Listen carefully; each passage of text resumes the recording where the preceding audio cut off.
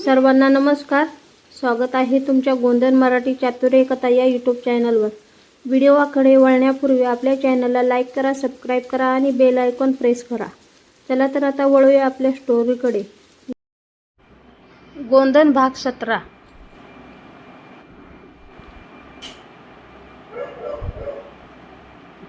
अंधारातून परतलेली आई आणि नव्या शत्रूंची सावली. त्या रात्री विश्वासला झोपच लागली नाही. घराच्या अंगणात बसून तो आकाशाकडे पाहत होता. आयुष्यभर ज्या क्षणांची वाट पाहिली होती तो क्षण अखेर त्याच्या आयुष्यात आला होता. त्याची आई त्याच्यासमोर होती. तिचा आवाज त्याने ऐकला होता. तिच्या हाताचा स्पर्श त्याने अनुभवला होता. आणि तरीही त्याला हे सगळं स्वप्न असल्यासारखं वाटत होतं.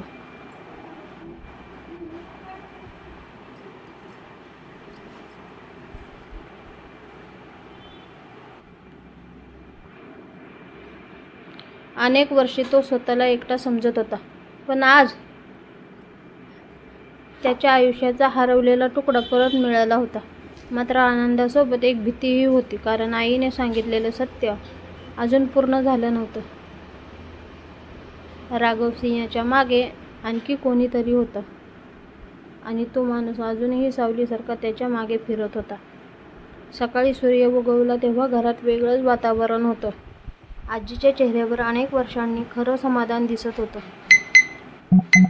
ती विश्वाच्या आईकडे पाहून रडत होती, तर आई तिच्या पायाशी बसून माफी मागत होती. आई, मी परत येण्याचा खूप प्रयत्न केला, पण मला कैद करून ठेवलं होतं. हे ऐकून आजीच्या डोळ्यात अश्रू वाहू लागले.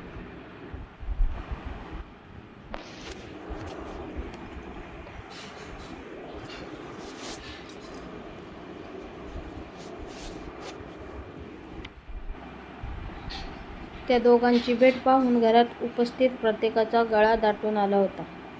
पुष्पा ही सकाळीच त्यांना भेटायला आली होती. तिच्या हातात देवासाठी फुलांचा हार होता, पण तिची नजर सतत विश्वासकडे जात होती, कारण आज त्याच्या चेहऱ्यावर वेगळीच तेज होतं. अनेक वर्षांच्या वेदनेनंतर मिळालेला आनंद त्याच्या डोळ्यात दिसत होता. विश्वासने तिच्याकडे पाहून हसत विचारलं, काय बघतेस? पुष्पा हलकंच हसली आणि म्हणाली, आज तू खूप वेगळा दिसतोयस. जणू तुझं हरवलेलं जग तुला परत मिळालंय. दिवसभर गावात लोकांची ये-जा सुरू होती. सगळ्यांना विश्वाच्या आईला पाहायचं होतं. काही वृद्ध स्त्रिया तिच्या गळ्यात पडून रडत होत्या, तर काही लोक देवाचे आभार मानत होते.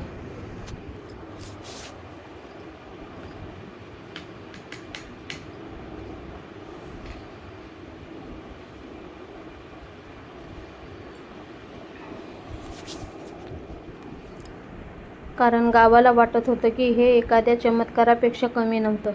पण या सगळ्या आनंदाच्या वातावरणात विश्वाच्या आईच्या चेहऱ्यावर अधूनमधून भीतीची एक छटा दिसत होती. जणू तिला काहीतरी आठवत होतं, काहीतरी असं जे ती अजून सांगू शकत नव्हती. त्या रात्री जेवणानंतर सगळे अंगणात बसले होते. वारा शांत वाहत होता. दूर मंदिरातील घंटांचा आवाज येत होता. तेवढ्यात विश्वाच्या आईने शांतपणे बोलायला सुरुवात केली. त्या अपघाताच्या रात्री मी शुद्धीत आले तेव्हा मला एका जुन्या वाड्यात ठेवलं होतं. हे ऐकताच सगळे तिच्याकडे पाहू लागले. ती पुढे म्हणाली, राघव सिंह तिथे यायचा, पण तो कधीच मुख्य माणूस नव्हता. त्याच्या मागे अजून एक व्यक्ती होती, अशी व्यक्ती ज्याला सगळे आदर देतात.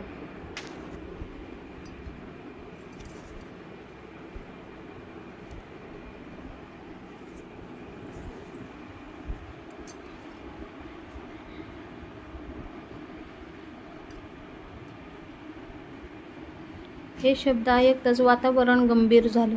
कोण होता तो? दामोदराने विचारलं. ती काही क्षण शांत राहिली. तिच्या चेहऱ्यावर भीती स्पष्ट दिसत होती. मला त्याचा चेहरा कधी दिसला नाही, पण त्याचा आवाज मी विसरलेली नाही.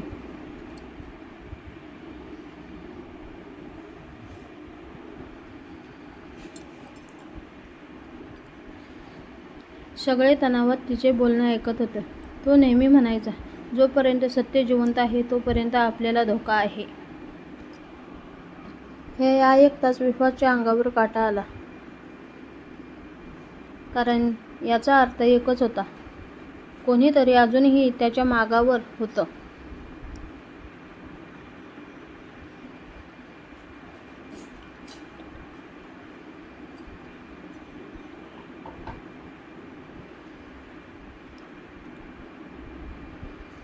आणि त्याला सत्य बाहेर येऊ द्यायचं नव्हतं. दुसऱ्या दिवशी सकाळी गणू बाजारातून परत येत होता. तेवढ्यात त्याला एक अनोळखी माणूस भेटला. काळे कपडे, डोक्यावर टोपी आणि चेहऱ्यावर विचित्र शांतता. त्या माणसाने गणूला विचारलं, विश्वाचं घर कुठे आहे? गणूला काहीतरी संशय आला. त्याने उलट विचारलं, का? कोण आहेस तू? तो माणूस फक्त हसला आणि काहीही न बोलता निघून गेला.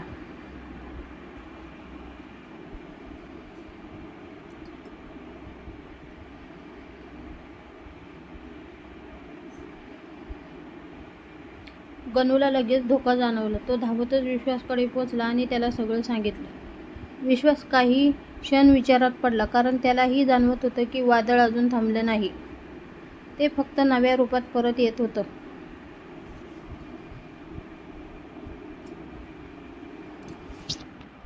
संध्याकाळी पुष्पा आणि विश्वास नदी किनारे भेटले.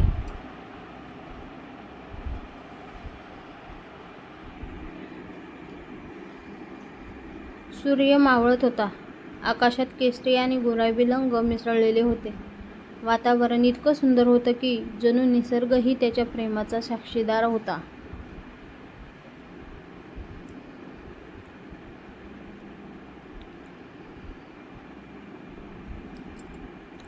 पुष्पा शांतपणे पाण्याकडे पाहत होती. तेवढ्यात विश्वासने तिचा हात हातात घेतला. ती हलकसं लाजली. पुष्पा, इतकं सगळं घडलं, पण तू माझ्यासोबत उभी राहिलीस.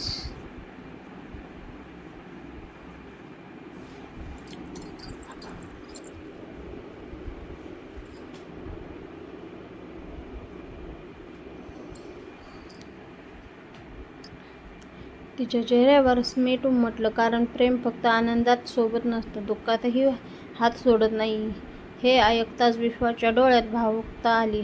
तो म्हणाला, आई सापडली, गावाने स्वीकारलं, पण माझं खरं भाग्य तू आहेस. पुष्पाच्या डोळ्यात आनंदाश्रू चमकले.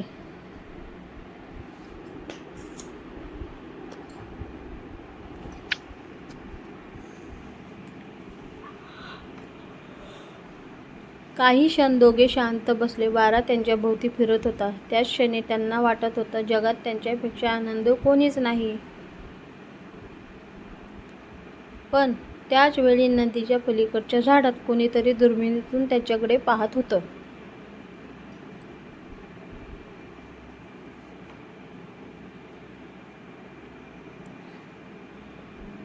त्यांच्या चेहऱ्यावर भयानक हास्य होतं. त्याच्या हातात एक फोटो होता. त्या फोटोत विश्वाची आई होती आणि त्यावर लाल रंगाने मोठा क्रॉस काढलेला होता.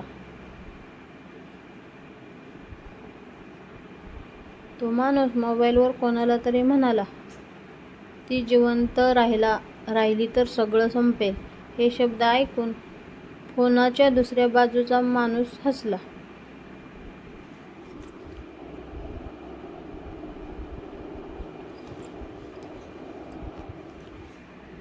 मग उशीर कशाला?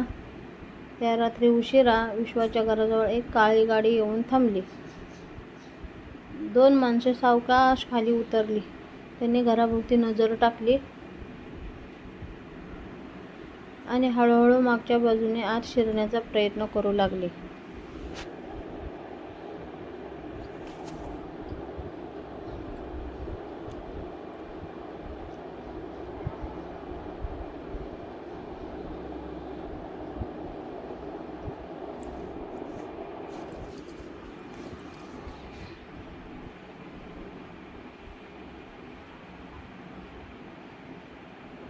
घरात सगळे झोपले होते. फक्त विश्वाची आई जागी होती, कारण तिला अचानक बाहेर काहीतरी हालचाल जाणवली. ती खिडकीजवळ गेली आणि बाहेर पाहताच तिच्या चेहऱ्यावर भीती पसरली, कारण त्या 2 माणसांपैकी एकाला ती ओळखत होती. तो राघव सिंहचा जुना साथीदार होता, ज्याने अनेक वर्षांपूर्वी तिला कैद करून ठेवलं होतं. तिच्या तोंडून नकळत किंकाळी बाहेर पडली. विश्वास! आणि त्या किंकाळीने संपूर्ण घर जागं झालं.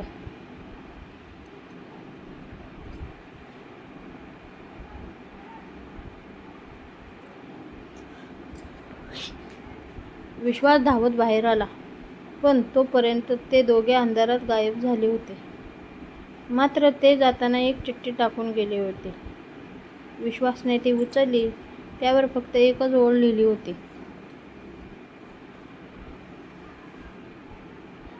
सत्य शोधायचा प्रयत्न करू नकोस, नाहीतर पुढची चिंता तुझ्या आईची असेल.